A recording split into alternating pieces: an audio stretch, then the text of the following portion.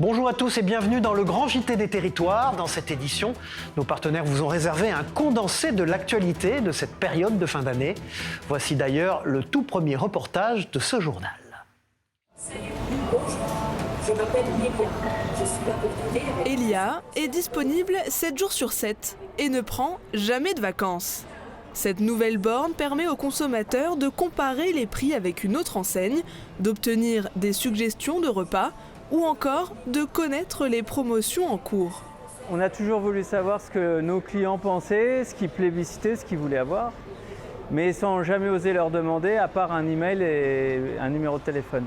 Donc nous, ce qu'on a utilisé, c'est simplement les modèles LLM ChatGPT qu'on a habillés et qui nous permettent de poser des questions et d'avoir des réponses. Quelques mètres plus loin, une autre borne a fait son apparition. Une caméra couplée à l'intelligence artificielle analyse la morphologie et l'âge des clients afin de leur proposer une publicité personnalisée. Je viens de faire changer le contenu pour un visuel qui lui est ciblé, qui n'est pas interruptible et qui va durer à peu près 8 secondes jusqu'à la prochaine analyse. En fait, on se base juste sur l'apparence de la personne. De l'autre côté de l'écran, ce sont ces développeurs qui travaillent, ajustent et collectent les informations. Pour éviter d'avoir à regarder au cas par cas chaque conversation, on a à disposition en fait des graphiques de statistiques plus globaux de toutes les conversations qui ont été enregistrées dans le magasin. Une technologie encore en phase de test. Ces outils intégrant de l'intelligence artificielle sont une révolution dans nos modes de consommation quotidiens et il semble que ce ne soit que le début. Cordiste, c'est un métier où il ne faut pas avoir le vertige. Les cordistes sont des professionnels du travail en hauteur. On en compte près de 15 000 partout en France. Ces derniers sont d'ailleurs amenés à travailler dans des situations périlleuses comme des silos. Notre partenaire Télé-Nantes a pu assister à une formation de ces jeunes cordistes. C'est très intéressant. Regardez. C'est dans ce silo à 12 mètres de hauteur que ces aspirants cordistes s'entraînent à descendre ce matin. Un exercice pour s'adapter aux conditions spécifiques de ce type de milieu. On est sur un milieu confiné qui fait que directement c'est très difficile de venir nous chercher si on a un problème. L'air est toujours le même dans une espèce de bouteille, donc très vite on va monter les différents risques du fait de ce milieu confiné. Ce mercredi, ils sont 4 à suivre cette formation, la dernière avant de commencer leur carrière. Maxence a d'abord été soudeur chez les Compagnons du Devoir avant de se tourner vers le métier de cordiste par appétence pour le vide. J'ai cherché des formations qui pourraient me plaire, où il y aurait des sensations fortes, des liens avec la hauteur. Et je suis tombé sur la formation cordiste. Ça fait 2 ans et j'ai découvert ça et j'ai su que c'était ça qui me plaisait. Attends qu'ils se mettent en position, toi tu es à bosser sur tes cordes. Le reste de la matinée a été dédié à la répétition des gestes à faire pour secourir son binôme si celui-ci venait à s'évanouir. On ne doit pas découvrir une situation au moment où ça se produit, parce que là, avec la montée d'adrénaline, c'est très difficile d'imaginer un plan, donc tout est déjà planifié. Chaque année, ce sont près de 1500 jeunes qui sont formés en France à ce métier. Ouvrons une page environnement maintenant. LVMH travaille depuis plusieurs années sur son impact environnemental lié à ses activités et de nombreuses actions sont menées quotidiennement par l'ensemble des maisons du groupe. Ainsi, à l'occasion d'une soirée exceptionnelle, Life 360 Award, c'est son nom, LVMH a tenu à saluer les meilleures initiatives qui illustrent ses engagements. Les équipes du Grand JT des Territoires étaient présentes sur place, avenue Montaigne à Paris. Regardez. Il y a plusieurs objectifs au fait d'organiser ces awards. D'abord, c'est de faire connaître les initiatives qui existent dans les maisons parce qu'il y a énormément de choses, mais ce n'est pas connu d'une maison à une autre. Donc là, ça permet de mettre la lumière sur les initiatives les plus remarquables. Le second objectif, c'est de montrer le lien qu'il y a entre sustainability et business. Et d'ailleurs, on l'a vu lors de la remise des trophées, c'était les présidents des maisons qui venaient les recevoir et qui ont tous dit, avec leurs mots évidemment, que la sustainability était intégrée dans leur stratégie. Cette année, nous avons également voulu étendre ces récompenses à tous les grands projets d'envergure en cours, menés dans le cadre de nos coopérations en matière de chaîne d'approvisionnement, de production, de logistique, d'emballage, de formation et de management, couvrant ainsi tous les secteurs d'activité de notre groupe. Le Salon international de l'agriculture se tiendra en février prochain, porte de Versailles à Paris. Et cette année, les organisateurs ont décidé de choisir comme égérie la race Brahman. C'est la première fois que ce salon met à l'honneur une race ultramarine qui fait la fierté des agriculteurs martiniquais et guyanais. Présentation de cette belle vache avec ATV, regardez. Plus qu'un emblème, un patrimoine. La vache Brahman représentera les couleurs de la Martinique et de la Guyane au Salon international de l'agriculture. Une fierté pour notre territoire, mais aussi pour tous ceux qui travaillent à leur côté. Dans mon travail, j'aime tout. C'est un métier qui me plaît énormément. Tout ce que je fais, tout ce qu'il y a à faire dans l'élevage, ça ne me dérange pas. Pour moi, c'est une chance de travailler avec le bovin Brahman. C'est la meilleure race qui s'adapte. Arrivée en Martinique dans les années 1950, la race Brahman, reconnaissable à sa bosse, son fanon lâche et ses grandes oreilles, est appréciée pour sa viande maigre et savoureuse. C'est une grande fierté, autant pour l'ensemble de la production agricole que pour l'ensemble des Martiniquais et même plus largement des Guyanais qui œuvrent à développer cette race depuis plusieurs dizaines d'années sur les deux territoires. C'est la première fois qu'une région ultramarine exporte en fait sa génétique bovine à direction de la France hexagonale. Et donc nos animaux ont fait l'objet d'une préparation sanitaire et technique assez poussée. Un éleveur égérie qui a été sélectionné pour représenter fièrement les couleurs de la Martinique et de la race Brahman. L'éleveur derrière la future égérie s'appelle André Prosper. Installé à Trinité sur les terres du Galion, il gère un cheptel de 300 brahmanes. Héritier d'une lignée d'éleveurs, il poursuit le travail lancé en 1975 par son père Roger, pionnier du développement de la race sur l'île après l'abandon progressif de la canne. Depuis 40 ans, l'éleveur sélectionne, améliore et valorise la Brahman tout en jouant un rôle actif au sein de l'UEBB. C'est l'UEBB donc qui gère le projet et qui a déposé la candidature donc de la race Brahman au Salon de l'agriculture au mois de février. Nous avions l'ambition de porter haut les couleurs de notre race, de porter haut les couleurs de notre territoire et de notre production agricole. Une vitrine incontournable pour nos territoires ultramarins qui mettra en lumière l'excellence et le savoir-faire de notre agriculture. Et puis, tout à fait autre chose, on estime que les fruits et les légumes représentent près de 42% du gaspillage alimentaire chaque année. C'est énorme, un chiffre très conséquent. Pour lutter contre la production des pommes, par exemple, et leur gaspillage, une association bretonne a décidé de les transformer en jus et de les vendre au profit d'associations. Une très belle initiative que nous raconte TBO, la chaîne du groupe Le Télégramme, et Nora Le Nôtre. Les pommes, ce n'est pas ce qui manque à la cidrerie de la Baleine. Les bénévoles doivent maintenant les transformer en jus. Chacun connaît parfaitement son rôle, la machine est bien huilée. Là, on est en train de mettre les sacs des pommes qui sont passés au hachoir, au broyeur. Du coup, les copains, là, ils mettent ça en sac. Et les sacs, on les range ici en tas, avant qu'ils soient passés au pressage. Regarde là. Les belles pommes de Guy Pava. Les pommes de Guy Pava, donc il y a plusieurs. Hervé est venu de Guy Pava jusqu'à Plabennec pour déposer ses fruits à la cidrerie. J'en ai trop. Cette année, j'ai à peu près 1 tonne de pommes.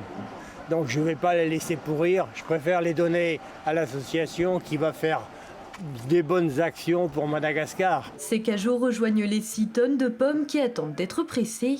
Cela fait 15 ans que cette bande de copains de Plabennec a lancé l'opération Pomme Pompidou. Chaque litre est vendu 2,50 € et l'argent est reversé à 3 associations différentes chaque année. Une manière d'allier solidarité et lutte contre le gaspillage. On a constaté que les gens jetaient des pommes à la déchetterie. Et nous autres, on avait un pressoir, on est en association, on a acheté un pressoir ensemble pour faire du jus de pomme pour nous et nos familles et nos amis. Et on s'est dit que c'est trop bête ce gaspillage. En 15 ans, l'association a collecté près de 100 000 €. Il est possible de déposer des pommes ou d'acheter du jus à la cidrerie de la Baleine à Plabennec. Toujours sur le gaspillage des fruits et des légumes, un Toulousain a quant à lui ouvert une boutique unique dans le pays, la vente de fruits et légumes lyophilisés. Et oui, ici les produits sont asséchés pour retirer l'eau et permettre une conservation jusqu'à 5 ans. Explication de ce concept formidable avec la Dépêche du Midi, nos partenaires sur place. La lyophilisation, ça va être déshydrater le produit, mais par contre le déshydrater à très très basse température. Pour commencer, on va amener le produit à moins 35 degrés. Sauf que quand on amène un produit en congélation, des cristaux de glace se forment et vont détruire ou altérer plutôt le produit, les vitamines. Là, ce qui va se passer, c'est qu'en descendant à moins 35 degrés, en même temps, on va faire suivre une courbe de pression. Ce qui permet, cette courbe de pression, de mettre l'eau dans un état quantique un peu particulier, puisque à moins 35 degrés, elle va se retrouver évaporée. Le pop-corn est la confiserie préférée des salles de cinéma, on le sait tous. Sucré ou salé, à vous de choisir. Alors je vous emmène dans une usine de production de cette friandise qui propose des saveurs très insolites. Les salles de cinéma demandent même des créations sur mesure. Reportage de Vosges TV. Elle en a fait du chemin depuis 12 ans, la petite entreprise familiale. À Rue-sur-Moselle, celle qui s'appelle désormais Popcorn Gourmand, anciennement Papy Popcorn, ne cesse d'accroître son activité. Une fierté pour ceux qui au départ avaient démarré un peu au culot avec une vingtaine de kilos au marché de Noël de Plombières et qui aujourd'hui produisent près de 700 kilos de popcorn par jour pour un chiffre d'affaires de plus de 500 000 €. Si l'ascension a d'abord été progressive, il y a un an, l'entreprise a véritablement pris son envol. Nous avons trouvé des nouveaux clients. Donc comme Kinépolis, Pâté, nous travaillons avec pas mal de traiteurs sur Paris aussi. Ça nous a fait décoller, puis c'est une très grande fierté parce que quand on a démarré le popcorn, personne n'y croyait trop. Là nous avons Mirabelle, Sapin des Vosges, chocolat façon truffe. Ici c'est la pomme cannelle rouge. Et là pour les fêtes de fin d'année, en salé, nous avons sorti un nouveau parfum, la truffe champignon. Au total, 45 parfums aux saveurs sucrées, salées ou chocolatées, parfois insolites, souvent inédites, notamment lorsque certaines salles de cinéma demandent une création sur mesure pour accompagner la sortie d'un film. Souvent, maintenant, ils nous demandent un parfum spécial. On va essayer de sortir le spéculoos aussi pour le début de l'année. Je pense que le popcorn en France, avec le retard qu'on avait sur l'Angleterre et tout ça, on est en train de prendre de l'avance aussi maintenant. Un maïs d'origine principalement française que la marque vosgienne proposait pour la première fois cette année au bar à popcorn du Festival de Cannes. Preuve que la friandise plutôt populaire des cinémas attire désormais un nouveau public. C'est vrai que dans la clientèle, on aura des restaurateurs qui sont très intéressés. Donc déjà pour le salé en apéritif et puis aussi la petite touche sur une assiette gourmande, un petit chocolat. Et on s'en aperçoit dans la boutique, les gens achètent peu mais bien et pour déguster Prochain objectif pour l'entreprise, investir dans une ensacheuse automatique pour varier ses conditionnements et acquérir encore de nouveaux marchés. Tout à fait autre chose, la consommation des sauces piquantes explose ces dernières années. Nous vous emmenons d'ailleurs au cœur de la maison Martin dans les Yvelines qui s'est spécialisée dans la fabrication de sauces piquantes aux différentes saveurs. Vous allez le voir, accrochez-vous, ça risque de piquer un peu. Reportage de TV78, Grégory Canal. Je me suis rendu compte en fait que ce fruit merveilleux, mais vraiment merveilleux en fait, révélait vraiment énormément de parfums en fait au-delà du brûlant. C'est dans ce local à Viroflay que tout a commencé. En 2019, Anna, Benjamin et Jean-Baptiste, 3 cousins chefs cuisiniers, fondent Maison Martin, une fabrique indépendante de sauces et condiments piquants. En remplissant les bouteilles à la main en fait avec un entonnoir à piston, donc dans une marmite qui faisait 25 litres, on a fait comme ça à peu près 300 000 bouteilles sur 2 ans et demi. Aujourd'hui, la production a été délocalisée dans une fabrique dans le Loir-et-Cher. Là-bas, les piments essentiellement cultivés en France l'été sont broyés et fermentés pour être conservés dans des fûts pendant 1 ou 2 ans. Environ 60 tonnes de piments vieillissent ainsi en cave avant d'être utilisés dans la fabrication des sauces. Leurs recettes sont en revanche toujours imaginées dans les Yvelines à Viroflay. Ici, c'est les laboratoires, c'est la cuisine de recherche et développement. Hein. Donc c'est là où vont être créées en fait toutes les recettes de chez Maison Martin. Vous voyez, c'est pas très compliqué. Hein. On a des petites casseroles, une balance, des épices, des purées de piment. Et là, on fait des essais et des essais. Et on recommence. Il faut savoir sur à peu près 100 essais que je fais, il y a peut-être à peu près 2% même pas des sauces en fait qui voient le jour après en termes de commercialisation. Une vingtaine de sauces sont au catalogue en ce moment. Maison Martin prévoit de produire 1 million de bouteilles cette année. Depuis sa création il y a 6 ans, l'entreprise ne cesse de se développer. On est sur un marché en fait émergent un petit peu de la sauce piquante en France. On est plutôt un pays qui a une culture du poivre plutôt qu'une culture du piment. Mais néanmoins, c'est un marché en très forte croissance. Il y a des émissions dans tous les sens. Il y a des choses pimentées qui sortent tous les jours. Donc on est vraiment sur une trend là assez forte. En France, les ventes de sauces piquantes auraient grimpé de 30% en 5 ans. Le marché mondial représenterait aujourd'hui plus de 3,5 milliards d'euros. Et puis connaissez-vous le lien entre la Corse et le Japon? Eh bien figurez-vous que c'est la châtaigne. Durant plus d'une semaine, une délégation japonaise a sillonné l'île de Beauté à la découverte d'un produit emblématique de la gastronomie insulaire. Des montagnes corses aux campagnes japonaises, ce fruit symbolise à la fois tradition et identité.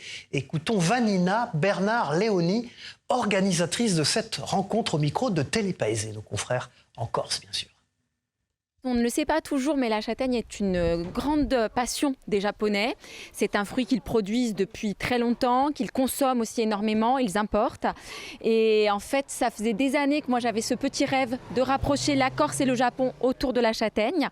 J'ai renoué avec une amie qui est spécialiste des échanges interculturels entre la France et le Japon. Ensemble, nous avons investigué pour trouver une entreprise qui était intéressée par la châtaigne au Japon. On leur a parlé de la Corse et ils ont été de plus en plus séduits par ce qu'on leur racontait. Ce que nous avons en partage en Corse et au Japon, c'est que la châtaigne est bien plus qu'un fruit, c'est tout un symbole d'identité. Et puis voici maintenant dans ce journal un portrait savoureux sur le métier de luthier. Cette profession demande beaucoup de patience et de précision. En Haute-Savoie, Nicolas est luthier depuis plus de 30 ans et il est l'un des meilleurs en France. Il a d'ailleurs récemment reçu une récompense unique au monde. Regardez ce reportage de 8 Mont-Blanc. Entre copeaux de bois et odeur de vernis, Nicolas Saumagne redonne vie aux instruments à cordes. Luthier, installé depuis 30 ans à La Roche-sur-Foron, il accueille musiciens et passionnés venus du monde entier. J'étais violoncelliste au conservatoire à Brest et donc il faut forcément passer un jour chez un luthier et ça m'a bien plu. Ensuite j'ai postulé à l'école de lutherie il y a bien longtemps maintenant et j'ai été pris. Ensuite avec mon épouse on est parti travailler en Belgique, à Paris, en Allemagne à Bremen, au Canada, avant de s'installer à La Roche il y a 30 ans. Depuis, les journées s'enchaînent entre accueil des musiciens, fabrication et surtout restauration d'instruments anciens. Un travail long, minutieux, où le bois demande rigueur et patience. Ici, chaque instrument avance à son rythme, certains restent plusieurs mois, parfois plusieurs années sur l'établi. Le temps de restauration d'un instrument, c'est très variable. On peut parfois passer une dizaine de jours, ce qui est une petite restauration. Et il y a des instruments qui peuvent rester plusieurs années à l'atelier. J'ai un violoncelle qui est resté 4 ans. Son savoir-faire attire des musiciens du monde entier, Suisse, Italie, Japon, États-Unis. Un niveau d'exigence qui s'est illustré récemment avec la restauration d'un violon unique, récompensé par le prix Artinov.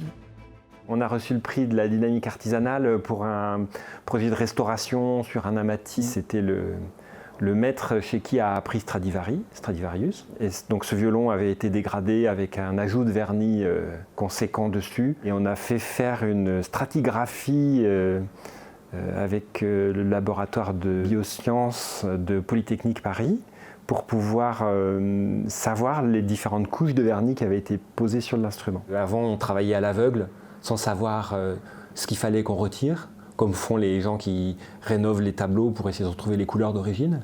Et nous, on partait aussi à l'aveugle, et avec cet appareil-là, c'est la révolution, quoi. Dans son atelier, Nicolas Saumagne perpétue un savoir-faire ancien, tourné vers l'innovation. Une reconnaissance pour un artisan qui redonne vie aux instruments d'hier. Je suis sûr que vous connaissez les aventures de Tintin, célèbre partout dans le monde. Son histoire a été adaptée et traduite en beaucoup de langues. Mais récemment, une nouvelle version de cette BD, Les bijoux de la Castafiore, pas la moindre, a été traduite en champenois. Regardez ce reportage de notre partenaire sur place, Canal 32.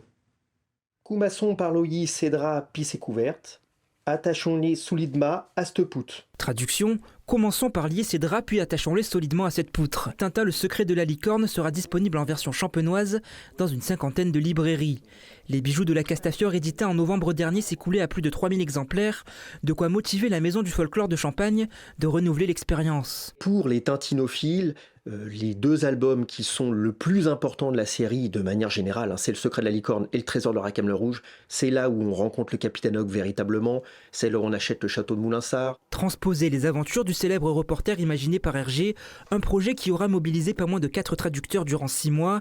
Résultat, 64 pages et un glossaire traduit en 3 langues. Ce second album étant parlé d'Acherocourt, un petit village situé près de Sedan, tandis que le glossaire, donc les mots compliqués, sont traduits bien évidemment en français, en parler de la Côte des Bars et également en parler de championnat de Belgique. C'est la langue de la Champagne historique. La Maison du folklore de Champagne œuvre pour mettre en valeur la culture et surtout le parler champenois, une langue locale en voie d'extinction qui vit toujours au travers de quelques expressions. Il ne reste que 30 locuteurs de champenois courant dans toute la région. Cependant, tout un chacun parle le champenois quotidien sans le savoir. La chanlatte, pour nous les champenois, c'est une gouttière.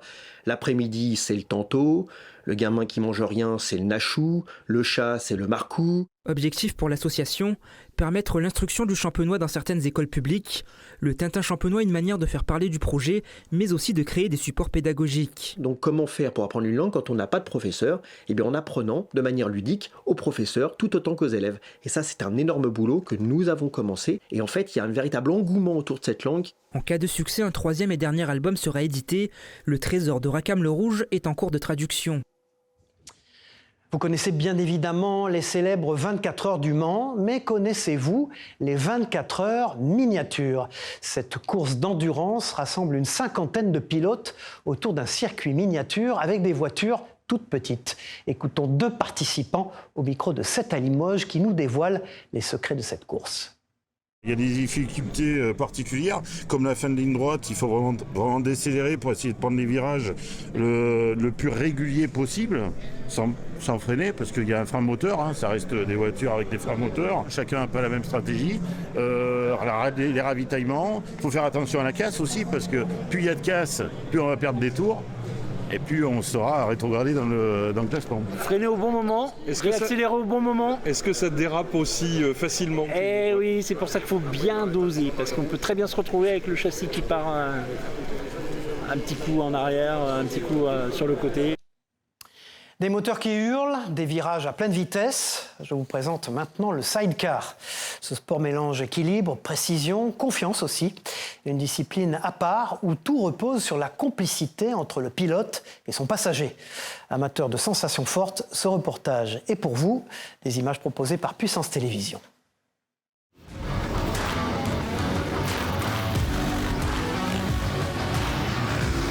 Le sidecar, un sport d'équilibre, de précision et de confiance. Une discipline exigeante que vivent Rudy et Stéphane depuis plusieurs années. Passionnés de mécanique et de sensations fortes, ils ont découvert le sidecar presque par hasard, avant d'y plonger corps et âme. La passion est là depuis très petit, grâce au cousin de ma compagne qui faisait du sidecar. Il a pu me faire rentrer dans le milieu du sidecar et me trouver un pilote dès le départ et j'ai accroché direct. J'aime mieux être en sidecar à l'heure actuelle que faire de la moto maintenant. Un sport à part où tout repose sur la complicité.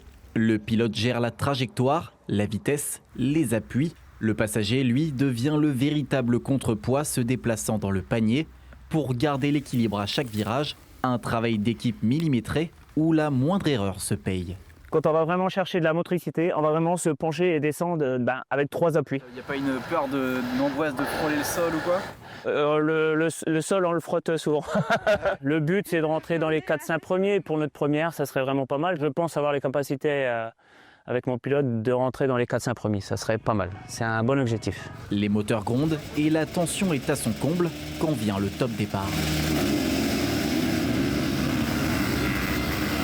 Dès les premiers mètres, Rudy et Stéphane donnent tout. Ils se positionnent directement en 2e place. Les trajectoires sont propres, les freinages précis et les conditions sont parfaites pour libérer toute la puissance du sidecar. Virage après virage, le duo tient bon. Rien ne les fera décrocher de cette seconde position. L'émotion est là, palpable.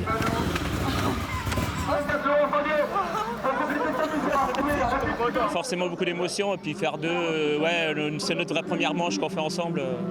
Ouais, c'est cool, c'est cool. Désormais, une belle pause hivernale les attend, de quoi recharger les batteries avant de remettre les gaz sur le terrain dès le mois de mars prochain. Et puis c'est un véritable prodige que je vous présente désormais. À seulement 10 ans, Jules est déjà champion de France de puzzle. Une véritable passion pour ce jeune homme qui analyse et trouve la solution avec une rapidité, vous allez le voir, déconcertante, loin devant tous les adultes. Découvrons ses secrets grâce à la dépêche du midi qui a pu le rencontrer. Regardez. La plupart du temps, il faut commencer par les bords. Mais si les bords ils sont tous de la même couleur, c'est mieux de commencer par le reste. J'essaye de regarder toutes les pièces. Je me trie quelques parties. Il est compliqué là. Alors, fini! Merci d'avoir partagé cette rétrospective avec nous. À très bientôt pour un nouveau rendez-vous et une nouvelle édition du Grand JT des Territoires. Au revoir.